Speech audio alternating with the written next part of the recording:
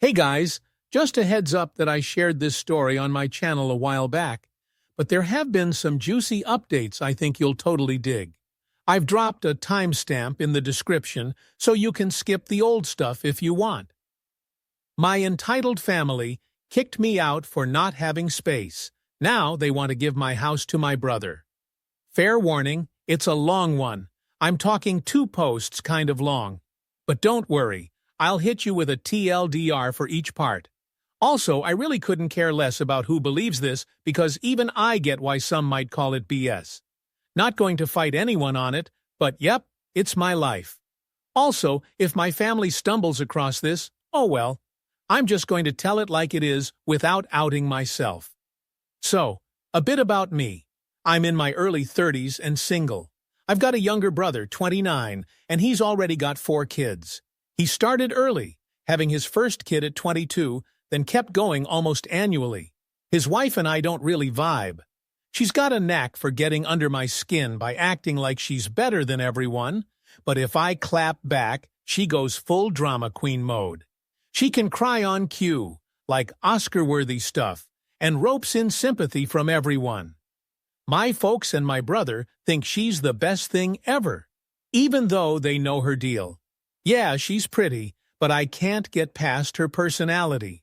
Oh, and she doesn't work, even though she has a college degree. My mom helps with the kids, so they live at my parents' place because they can't afford their own. Privacy? Yeah, there's none in that old 3-bedroom house from the 60s. Growing up, my brother was the golden child. He's 3 years younger, but man, he developed this ego because I'd get in trouble if I even thought about fighting back against his antics. He always got the better deal, unless someone else in the family called it out, which did happen sometimes. Then my parents decided to move us 150 miles away from that side of the family, so we'd mostly just see them on holidays. My brother wasn't just a brat. He could get physical too. And let's just say he wasn't cool with my first girlfriend. My parents' advice? Suck it up. They only treated me the same as him when they had an audience. When I finally turned 18 and bailed, they seemed relieved they didn't have to deal with me anymore. I left before high school was over and basically couch surfed. It beat living with them. They didn't even bother showing up to my graduation, but I didn't care. After that, I'd see them on holidays like everyone else. Fast forward to the 2020 pandemic. Talk about rough. I lost my job, couldn't renew my condo lease, and had no choice but to sell almost everything because I couldn't keep up. My roommate moved in with family, and I got stuck. Shouldn't have rented such a pricey place, but I liked the lifestyle. Lesson learned, right? I had a truck and found a decent little camper for $1,000 to crash in as a temporary fix. I even tried parking at my parents', but they told me to pay up like I was renting an apartment. With no job, it was impossible.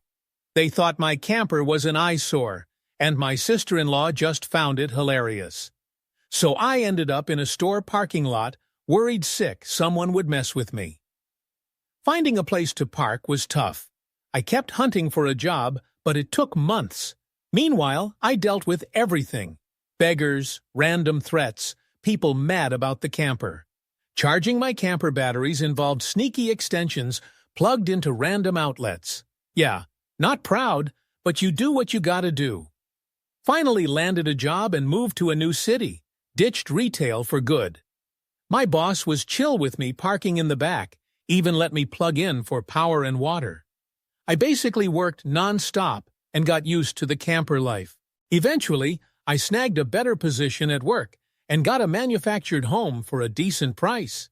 Moved in, set my camper up out back, and thought I was smart bragging about it online. Next thing I know, my family shows up unannounced for a tour. They somehow found out where I live, though I never shared my address. Maybe they followed me home or something. Wouldn't be shocking with them. And that's when things really started getting wild. So, picture this. I open my front door, and it's like a stampede of wild tourists trying to get into my house. They all just start making themselves at home, poking around everywhere. And then there's Sil, giving me this weird, creepy grin every few seconds. I didn't figure out why until later, and boy, it made me angrier than a bull on steroids that just got stung by a hornet. My parents were all chatty about how much space I have now, way too much, in their opinion, for a single guy like me with no wife or kids. Heck, maybe someday, right? Meanwhile, my brother kept talking about how my place is bigger than our parents' house and conveniently closer to his job. I was seeing red flags everywhere. Sure enough, my brother, who we'll just call Dan, pulls me aside for a private talk, and suddenly everyone else is chilling on the porch. That's when it hit me. They'd been plotting something. So Dan lays it out. The house is too much for just me, and I should let him move in because his wife is pregnant with their fourth kid, and my house is closer to his job. And get this, he suggests I live in my camper outside. Oh, and did he mention rent? Nope. He's got a good job, mind you.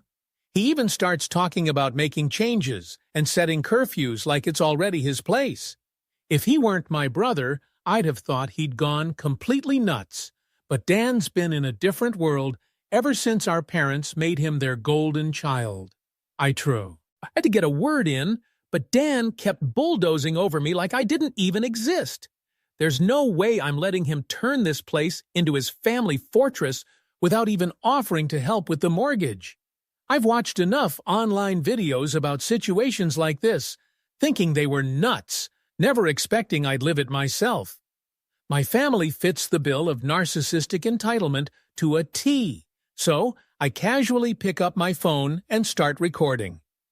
Dan doesn't even notice and keeps on why he deserves the house, trying to shake my hand like we'd struck a deal. That's when I finally snapped and said, "Hell no." It was loud enough to make Dan take a step back. I've rarely ever shouted like that because of past punishments from our parents, but this is my house, not theirs. I told Dan straight, I'm not renting my space to him or his family. I bought this place for me. It's not my problem he keeps popping out kids and can't move out of our parents' place. Dan got in my face, practically nose to nose, saying I don't deserve the house. I just laughed and told him that's BS because I worked hard to buy it. He started yelling that since I'm single and kid-free, I should just hand it over to him. I fired back, saying I'm not giving him squat, and that he never offered rent, meaning I'd still be covering everything without living there. He went on to say he shouldn't have to pay rent because family comes first, and our parents said I'd do it, like their word is law. Right then, my parents and Sil barge back in, trying to gang up on me with the whole do-it-for-Dan routine. I told them all they had no say in my life or my house, and to get out before I called the cops. Sil freaked out, yelling I couldn't do this to her since she's pregnant again.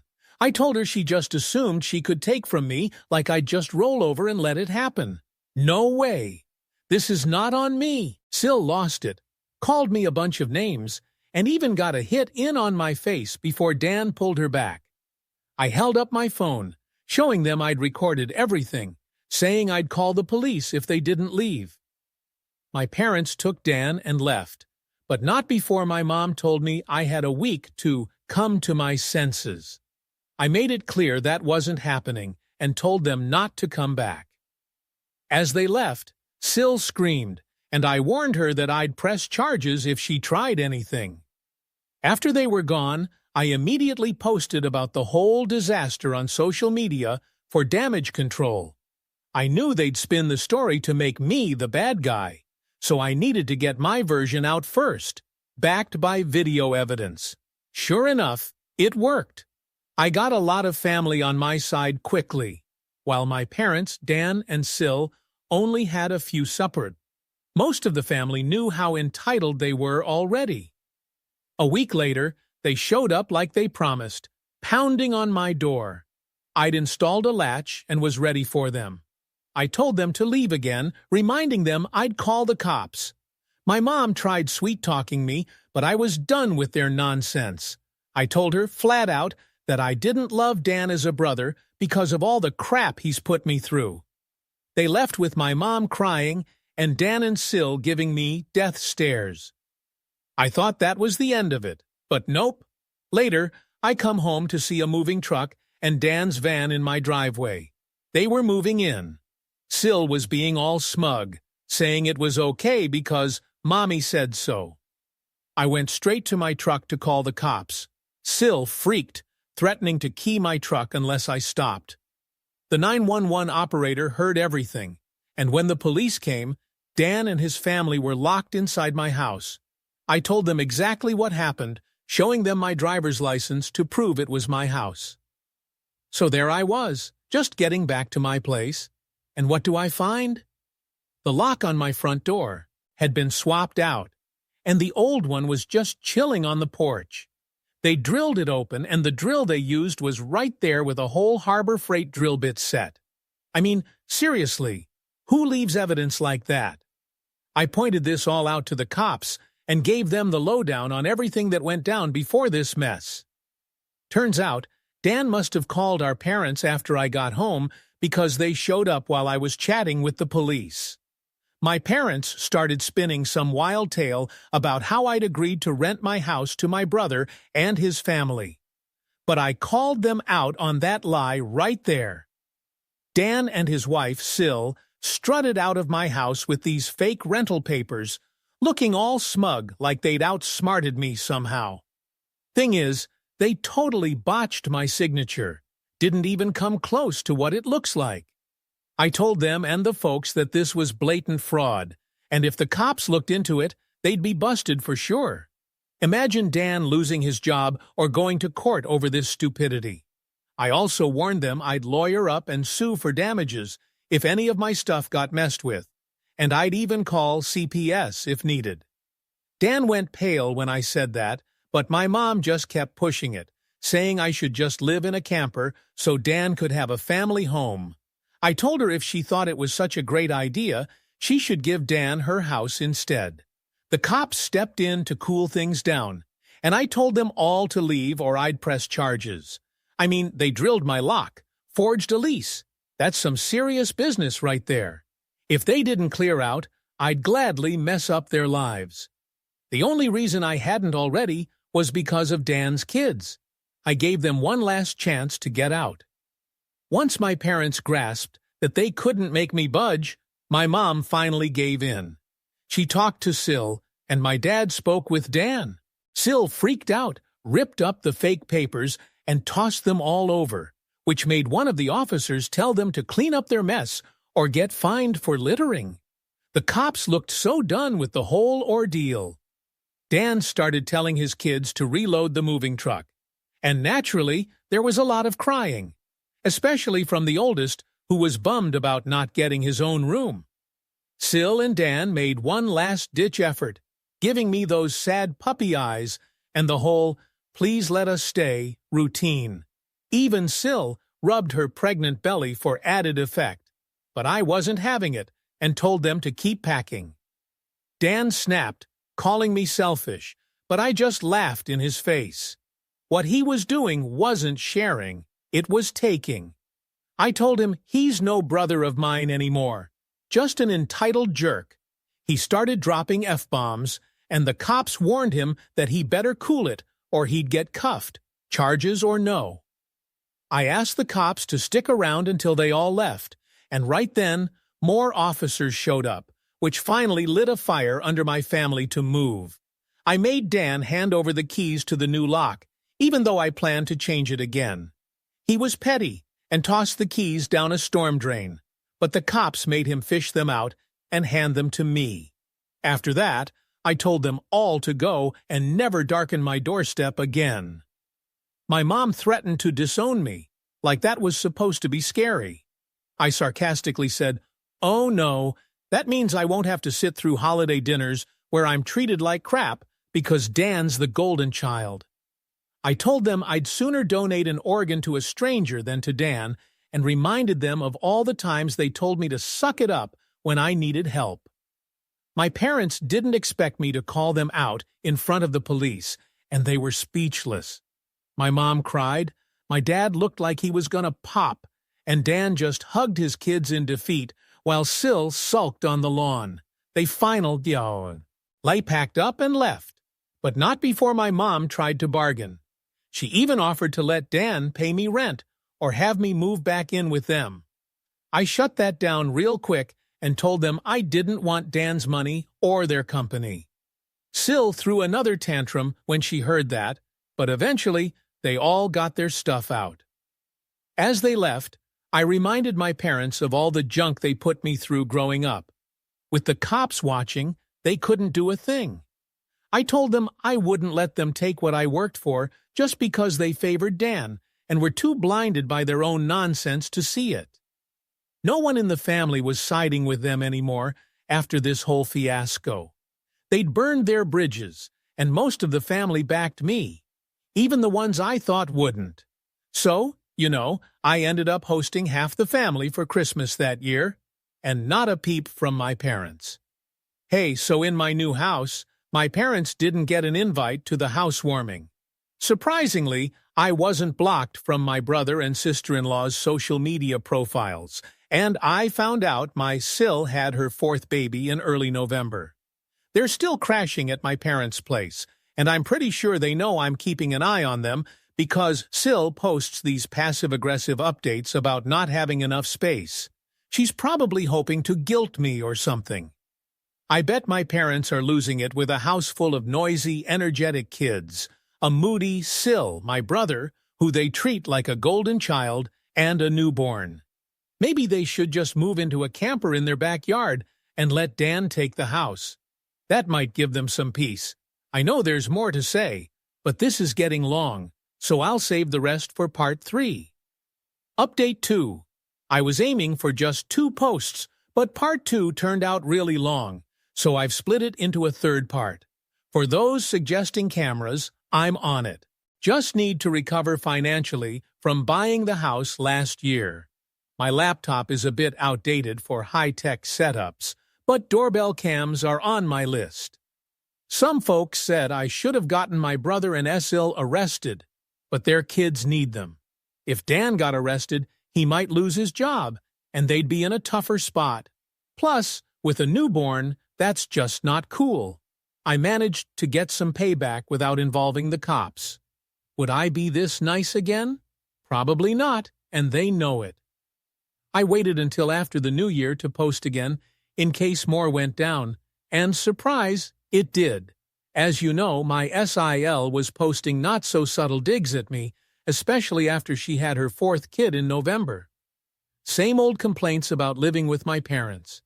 I know I sound dismissive, but after dealing with them for so long, I can't help but roll my eyes. So, I threw a Christmas Eve party and invited half the family. Almost everyone showed up, which was awesome. They all praised me for my hard work getting the house and were supportive. They asked why I didn't pack up my camper and move back earlier, and I had to admit I love living here and found better job opportunities. The party was a blast until, you guessed it, my parents, brother, and SIL crashed it. They just walked in like they owned the place. I turned off the music and told them to leave. They tried to stay, but my uncle, who's my mom's brother, stood up for me and told them they didn't deserve to be there. My grandparents backed him, saying my parents needed to start treating me like a son if they want to mend things. Then it turned into a family intervention. SEL started her usual crying, complaining she deserved the house more because she has kids. I couldn't resist pointing out that she lets my mom do most of the parenting while she spends Dan's money. My joke about her baby getting drunk from her milk because she drinks so much didn't go over too well, though. Things got heated when my brother's oldest kid started yelling at me, but my family backed me up. It was a mess, but in the end, my parents and brother left in defeat. The party continued, and we all tried not to talk about the drama. Everyone stayed the night since we'd been drinking, and it felt good hosting. SIL took down her passive posts after New Year, but my parents nixed her idea of getting a camper for the backyard. They're not moving out of their own home anytime soon. Things have cooled down since then, and I've even had friends over for poker night, though I'm terrible at it. Maybe I'll consider dating this summer. Who knows? My camper's just sitting there, but I kind of miss it. I lived in it for 2 years, after all. So that's the gist of it. My family's back to ignoring me, which suits me just fine. I'm sure they'll pop up with something else eventually, and if they do, I'll let you all know. So remember how I mentioned before that my parents are kind of predictable? Yeah, they actually pulled the same stunts some folks were warning me about in the comments on my previous posts. Basically, they wanted me to cough up some cash or put my signature on something. I half expected them to play the classic narcissist card. You know, hitting me with the "you owe us" line or some nonsense about sharing the wealth. But honestly, I was letting my imagination run a bit too wild. What actually happened was low-key compared to that. It turns out they kinda know not to push me too far now, so they mostly went the pity party route. It all kicked off when my parents pinged me on social media, asking to meet up in a public spot of my choosing.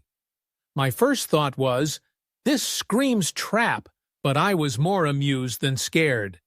They knew better than to mess with me anymore, so I was curious about what they were after this time. I picked a local restaurant, you might know the one with olives and gardens in its name, and we all met up there. Dan was tagging along, but he was pretty much on mute most of the time. After some awkward highs, we got drinks, and then bam, we got to the real reason for the meeting. My parents were basically begging me to help Dan snag his own apartment so he could finally get out on his own. Apparently, Dan's credit is in the tank. Big surprise, right? His wife has a habit of spending like crazy. They wanted me to either front some cash or co-sign for the apartment and help with the rent. I just told them, nope, to both. That's when Dan lost it. He yelled at me about how I have so much and don't have a family to support like he does. He insisted I should spare some cash for his family since I don't have one myself. I couldn't help but laugh and asked where they were when I was down and out. Oh, right, they were mocking me when I was homeless. Or should we take a stroll down memory lane to my childhood? My mom quickly grabbed my hand, begging me not to spill the tea. My dad and Dan just stared off into space, probably biting their tongues. I asked if they thought I was loaded, and their deer-in-the-headlights look said it all. I laid it out for them. I saved a ton for a down payment on my house and burned through almost all of it. I'm in financial recovery mode. Sure, I have a bit of income to spare, but it mostly goes straight into savings. When I asked Dan about his salary, turns out it's actually higher than mine. I broke down my finances right in front of them, explaining how 70% of my income goes to all the essentials like mortgage, insurance, gas, internet, phone, food, and bills. That leaves me with only about 30% to save. I need that cash for emergencies, like if my trusty old truck bites the dust, or if anything else unexpected comes up. I flat out told there's no way I'm signing for anything because I'd be stuck with the bill if Dan couldn't pay. I pointed out that's probably why my parents didn't co-sign for his apartment in the first place. And my mom started the waterworks again. I was ahead of them this time. I'm not an ATM, and I'm definitely not a fool. And I told them that to their faces. My dad, who's usually quick to blow up, surprisingly didn't this time. He just looked like he regretted it all. Or maybe he was upset because he couldn't push me around anymore. My parents couldn't really argue, and I wasn't about to hand over any cash. Dan stormed off, grumbling about wasting his time, and my mom apologized for him. Just to top it all off with some kindness, I offered to get them a round of unlimited soup and salad while we were there. Can't say no to free food, right? So they stuck around, talking awkwardly about everything except money. Dan stayed quiet, either eating or scrolling on his phone. My parents casually mentioned they'd joined a local church, and I just said, "Good for you," when they started pushing for me to join. I said, "No thanks," and luckily they left it at that. When we finished up, Dan dropped a $10 bill on the table for the tip and took off without saying another word. My mom made excuses for him, and then we all parted ways. Honestly, it wasn't as dramatic as I thought it'd be, but still better than the old days with my parents and brother. As for S, she's been complaining online about my parents, and apparently, she's not thrilled about not being the queen of their castle. I guess her attitude is wearing them down. It's wild how she even wanted my parents to move into a camper, just like when I had to rough it, to make more room in the house. They keep shutting her down, though. She seems to have a crew of like-minded folks raging at me for not giving up my house for her. I don't bother fighting with them anymore. I just block and move on. There was this one persistent troll who called me from different numbers, saying I needed to make way for a real family man like Dan. But I found it kind of funny, and eventually they backed off. The calls have pretty much stopped since the start of the month. Update time. I was going to wait about 6 months to fill you all in, but here we are. Things took a turn, but not necessarily for the worse for me. I'm doing pretty great, honestly. Ever since last Christmas, aside from that time when my parents and Dan hit me up for cash, like I mentioned before, I had another run-in with S that I'll get into now. I've got a few cameras around my house now, including a Ring doorbell out front, just in case they got any bright ideas. But thankfully, no break-in attempts so far. I guess me putting my foot down scared them off. I've even started renting out a couple of rooms to friends, which has been awesome. They're fantastic tenants, quiet and chill. They even have mini fridges in their rooms to keep their drinks out of the main fridge. The rent deal was too good to pass up, and it's boosted my monthly income nicely. After taxes, I'm socking away a solid chunk into savings since the rent covers a good part of my mortgage. Now I bet you're curious about how my family reacted to me renting out the rooms. My dad and Dan stayed out of it, but S totally flipped, which made my mom come crying to me, asking why I didn't rent to Dan and his family. We had a bit of a back and forth, and I reminded her that they tried to break in and steal the place before. Plus, my house isn't big enough for him, his wife, and their 4 kids. It's a 3-bedroom manufactured home. I've got the master bedroom and its bathroom, leaving just 2 small rooms. Not really enough space for Dan's whole clan, and there's no way I'd live with them anyway. Not to mention, I can't stand S. She used to torment me and laughed along with everyone else when I was homeless. Anyway, my current housemates are 2 single guys in their 30s who keep to themselves, and I'm cool with that. My mom sobbed a bit but eventually admitted they were just desperate. Apparently, S was stalking me and found out about the room rentals, then blabbed to my parents. That's how my mom got all worked up. Since then, though, my parents haven't bugged me about the house at all, so things are smoother on my end. As for my parents and Dan, turns out S is even worse than I thought. She's a total drama queen, and get this, Dan's youngest isn't even his. S had an affair, something some folks had called already. After she got found out, she was kicked out of the family.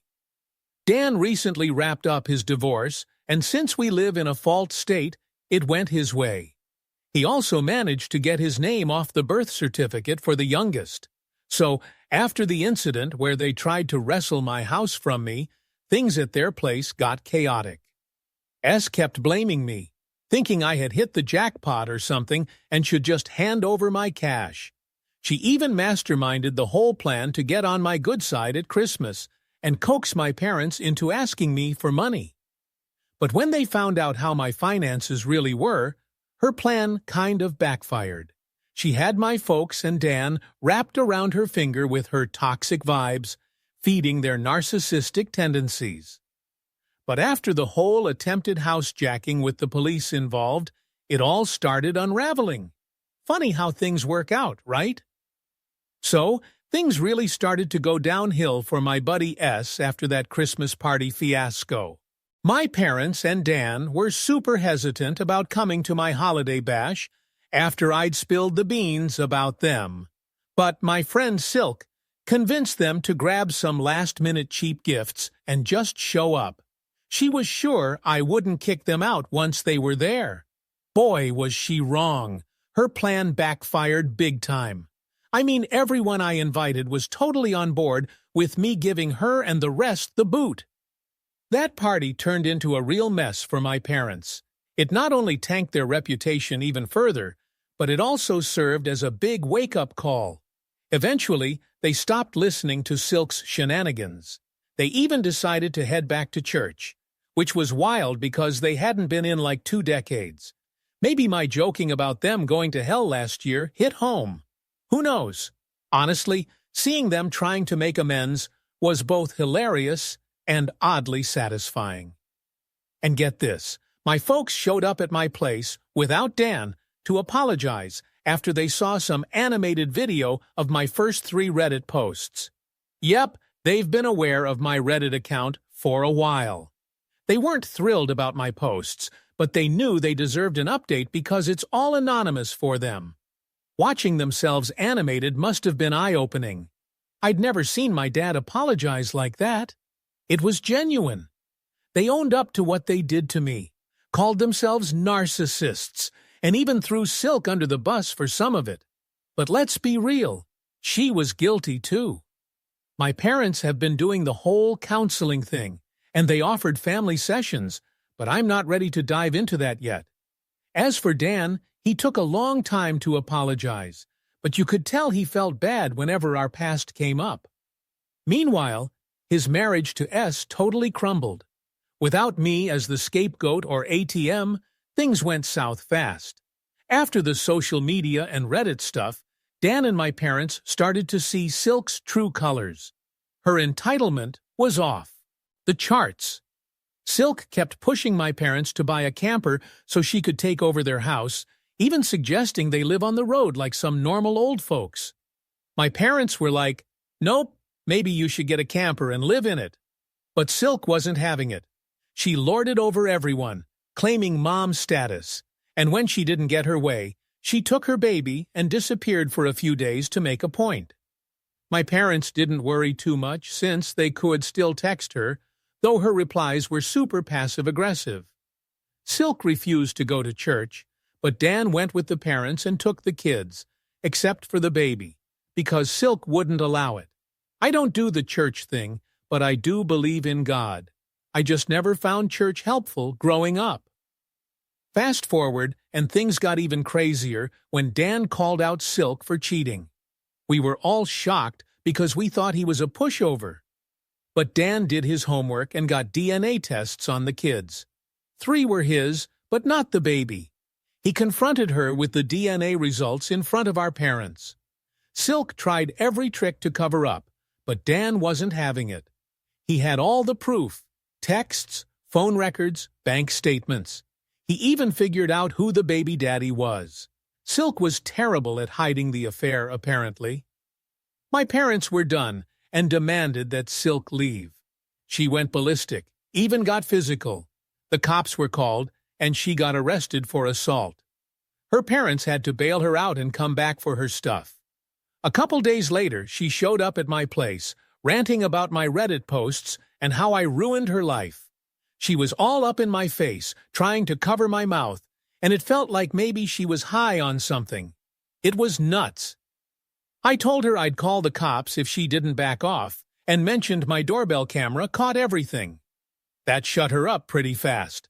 I basically told her to stop blaming me for her problems, called her out for being entitled and selfish. She stormed off, and that's when I finally decided enough was enough. I filed a report on her for harassment and the assault from last year. And yeah, I got a restraining order. She's left me alone since then. Silk was still with her affair partner during the divorce. Apparently, she thought she was too good for Dan because he couldn't give her the life she wanted. She saw herself as a trophy wife, but Dan laughed that off. She ended up having to work for her parents because she had nowhere else to go. The divorce got ugly and she didn't walk away with much. So here's the scoop. Sil hit her husband, Phil, and their oldest kid. And since they're in a no-fault state, her chances of saying goodbye to all that comfort and security are pretty much gone. I'll dive deeper into this mess in a future update, but here's what I know from my brother Dan. Dan's lawyer pulled some strings to speed up the divorce process, but it cost him, and I don't know exactly how much. Meanwhile, Sil was in a financial pinch. You know what they say about cornered animals. They fight back. But the law and her nearly empty wallet weren't on her side. Sil had her parents pay for a lawyer, but sadly, he wasn't great. To top it off, she brought her affair partner to court to back her up. This guy was something else, smooth talker with a bronzed tongue and all. He claimed Dan was a lousy husband, which led Sil to seek comfort elsewhere. He was ready to step up for the kid he had with Sil, but argued she still needed alimony from Dan to help support herself and the child. He even suggested that since Dan was still on the birth certificate, paying alimony should be Dan's job. But Dan said this guy sounded smart, but was actually pretty dumb.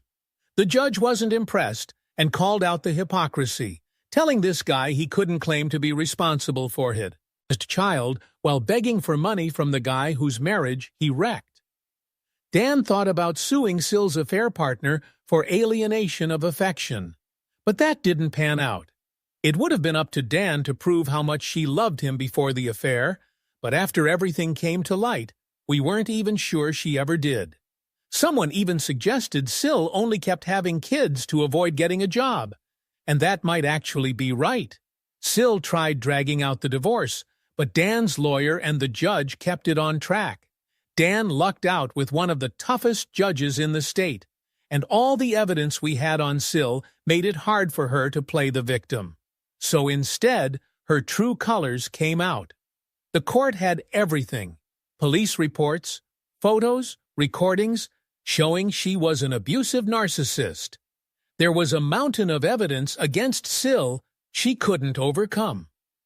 In the end, Sil made a deal to wrap things up quickly. Dan took on 3/4 of the credit card debt and got his name off the affair baby's birth certificate.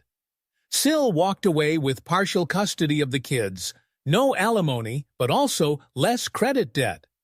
Her parents employed her, so she had some income to start paying off her debts. She could see the kids almost any time, but oddly, she rarely did. She took them out for fast food a few times, but never brought them home. The kids were back in school, which meant even fewer chances to see them. You'd think her parents would want to see their grandkids, but they haven't reached out to Dan. They hardly saw the kids before, so they might not bother now. Dan really loved Sil, so her betrayal hit him hard. The night things fell apart, he showed up at my place looking like a wreck, with whiskey in hand. He wasn't exactly drunk yet, but I freaked out seeing him like that and scolded him for driving under the influence. None of that compared to how betrayed he felt by Sil. We spent hours in my camper so we wouldn't disturb my tenants. Dan was drinking straight from the bottle, crying about his regrets. He started calling Sil that Baka, which kind of stuck as her nickname now. Despite everything, Dan is still my brother, so I couldn't let him leave that night. I took his keys, set up a bunk for him, and we spent time playing games and watching movies. Playing two-person poker was boring, but we had fun with Uno and Battleship. Eventually, he crashed after running out of whiskey and throwing up a lot of it. Dan found sleeping in the camper kind of cool. He had questions about how I managed living in it for so long, and I answered them to keep him distracted. Since I had to work the next morning, I left him with movies to watch and checked on him before leaving some ibuprofen and an energy drink for when he woke up. He let himself out around 1:30 p.m. the next day. About a month after Sil was out of the picture, Dan asked to borrow my camper.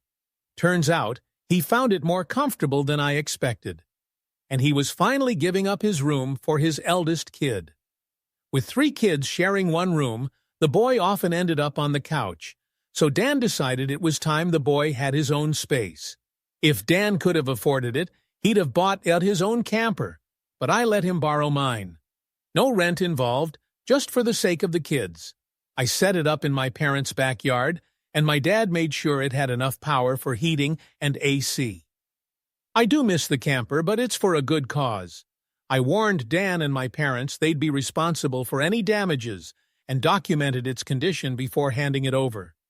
Dan even recorded a video of me explaining the terms, so it's all on record. With the divorce draining his finances, Dan's stuck for now, but at least he seems okay with the camper. I think it reminds him of our childhood backyard forts.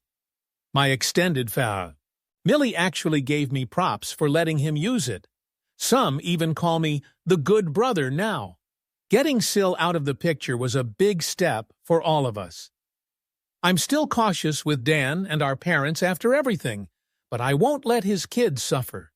They've warmed up to me a lot, and I've even babysat a few times. Without their mom's toxic presence, they've become happier kids. Being an uncle is surprisingly fun now. My mom's doing most of the parenting, staying on my good side, and my dad's more reserved but nicer than before. But I'm keeping my guard up. My parents say they don't understand what they ever saw in Sil. So there's been this ongoing drama, mainly between my mom and Exil, where they kept clashing over who was the real mom of the house. This has been dragging on for a while now. Meanwhile, during the whole divorce situation, Dan decided to sue to get his name off the baby's birth certificate because, well, the kid wasn't even his. Exile didn't want to change it because that meant losing out on child support from Dan. But then the court ordered a paternity test for the guy who was supposedly the baby's dad. I was ready to laugh in case he wasn't the dad either, but turns out he was. Dan's lawyer got into a long chat with Exil's lawyer, and honestly, Exil didn't have much of a defense left. Dan was all set to make things worse for her. And since she couldn't afford to fight back, she agreed to change the birth certificate. The guy who actually fathered the kid finally stepped up to take financial responsibility. But, plot twist, he ended up not staying with Exil. He got in touch with Dan through a lawyer to tell him he'd broken up with Exil and wouldn't bother him again. I checked out the guy's social media after Dan sent it to me.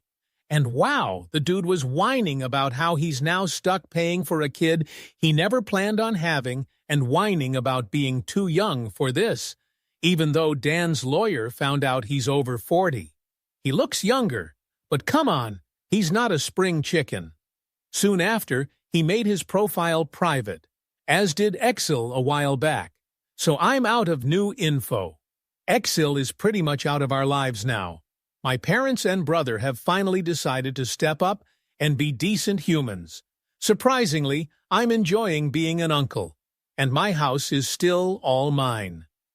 In Update 7, guess who caught wind of my Reddit posts? Yep, Exil. She can't contact me about them directly because of the restraining order I have against her, and she's likely broke from the divorce, so hiring a lawyer isn't in her cards right now. Instead, she went to Dan to complain and demanded he tell me to delete my account. But Dan's read my posts and doesn't care. He sees them as a reminder of the jerk he used to be. Plus, I've helped him out despite everything, so he's not bothered by it. My parents are trying to treat Dan and me more equally now. My dad doesn't say much to me. I guess after treating me differently from Dan for so long, he doesn't know how to connect with me. But I'm okay with that. My mom, on the other hand, apologizes for everything in my presence, possibly because extended family and their counselor gave her a lot of flack. As for my camper, Exil mocked Dan about borrowing it so his son could have his old bedroom, calling him a bum. Dan just shrugged it off and reminded her that he was making sacrifices for his kids, a concept she never embraced. That was early on in their divorce, and you can probably guess how she reacted. Dan said Exil threw a fit about my posts, but no one's contacted me to take them down. It seems like she just has to deal with the shame. She's trying to be nicer to Dan now, probably because living with her parents isn't all it's cracked up to be. Dan tolerates her because she's the kid's mom, but he's over her. Told me he can't see her the same way, and the thought of her just turns him off. Exil's chance for a reconciliation is practically nil. I don't have new info on Exil's affair partner because both their social media profiles are locked down. Then came Update 8 in the dead of night. I suspect it was Exil, but someone wearing heavy sweats and big glasses egged my truck. They came on foot, so no car ID, and though they looked like Exil's height, that's not much proof. If it was Exil, she knew about my cameras and dressed up to not get caught. The eggers showed up around 3 a.m. and threw a bunch of eggs at my truck, then took off. I only saw the mess when I headed to work. A quick trip to the car wash mostly sorted it, but eggs tough on paint and my truck's from the 90s, so it's seen better days. I filed a police report along with CCTV footage, but not much has happened. No real damage, just my irritation and a $15 car wash bill. If Exil was the culprit, she was smart enough to just use eggs, not damage anything seriously. The cops shrugged it off as a prank, but hey, at least there's a paper trail now. I asked around the neighborhood about other cameras, but it was mainly a dead end. Footage was either non-existent or deleted because I waited too long to ask. I handed out some pictures of the mystery egger and stuck a few on posts, so at least the neighbors know what's up. The people renting rooms in my house have wisely stayed out of it. Can't blame them. It's not their problem.